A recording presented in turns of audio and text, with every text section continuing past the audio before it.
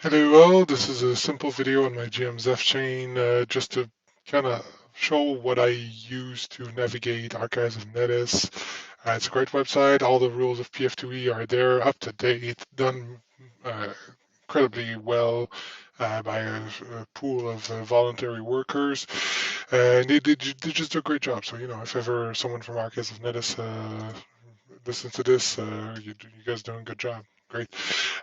So I'm just here to kind of like help people navigate better through the whole thing. Sometimes it can create some problems. There's a lot of buckets, feed buckets in Pathfinder Second Edition, and I just want to help people navigate it.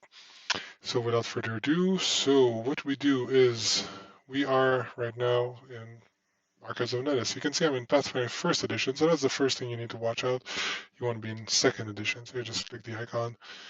Pathfinder Second Edition. Then on the left, you have various things you want to go to. Now, a lot of these don't really pertain to players. For players, you'll mostly want to be looking at ancestries, archetypes, backgrounds, and equipment and feats, and also skills and spells. Okay, that's more than I thought, but still limited.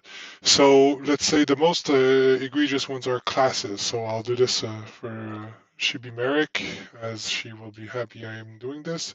So I clicked on classes on the left, I clicked on swashbucklers, and then you can see the description of the basic, but here you also have swashbuckler feats, swashbuckler kits, swashbuckler sample builds, and swashbuckler styles. And then every highlighted thing leads you to the other section of the thing. That's first how to navigate the class. You have to remember that there's these tabs here. Same thing if I go into equipment. Equipment is oftentimes problematic. So you're just like, oh, all of these, the table is so high, long. There's these filters. I don't even know what to enter. First of all, don't use the filter. Filter are great if you kind of know what you're doing. I'm happy they're there. Don't.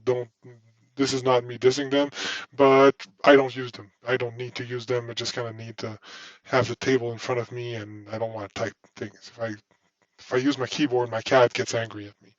So then I want to go into warrant items. This sorts them. They're automatically by level. You can see what they're doing. That's nice. If I go into weapons, this is a list of weapons. Their boxes can be useful, but if you want to basically see more runes, and then you can go into fundamental weapon runes, which is the +1 striking, +2 greater striking, and so on. And then where I think a lot of people have issues is when it goes to feats. You get to level 3, you have an ancestry feat. I'm sorry, a general feat.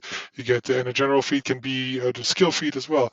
And then level 5 and 1, you have an ancestry feat. And then level 2, 4, 6, 7, you have a class feat and a skill feat.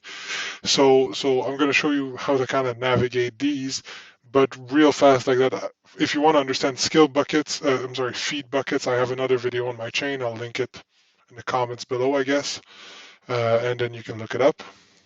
If not, let's focus on feats, specifically general feats, skill feats, and with the difference between the two. So the main difference is a general feat can be a skill feat, but a skill feat cannot be a general feat. So general feats are rarer, but they can also be skill feats. So this is a nice little added thing to allow you to have more skill feats if that's what you want.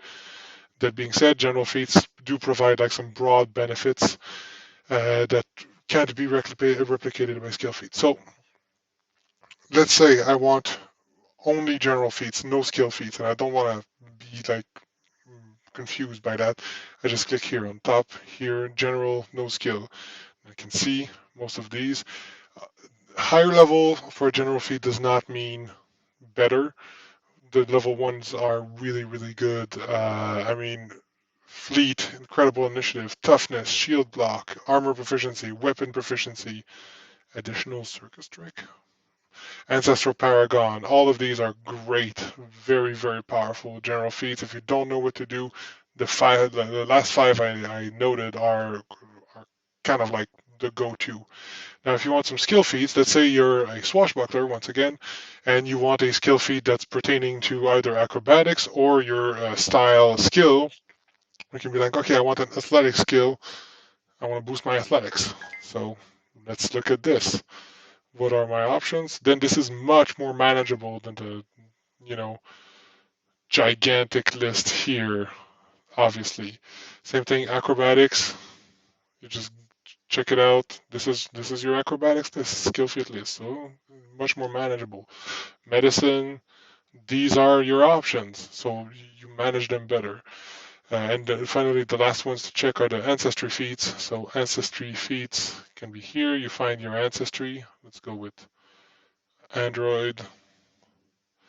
And then you see Android feats up here, Android heritage, Android feats. You can see them by level. So this is mostly how to do it. And then if you want more details on skills. If you want spells is another one that's kind of tricky.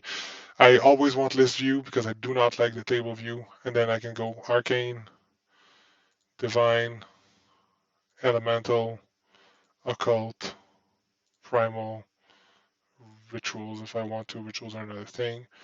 So yeah, that kind of helps. So always remember to check the top. The top is where it's happening. This is like a XY thing. You have to remember, like I am in the X section here with the Y section here. Where am I right now? And it'll help you navigate everything. I hope it's been helpful. Like I said, I'll link to my feed bucket to kind of like differentiate which feed is which down in the comments. Thank you very much. Ciao.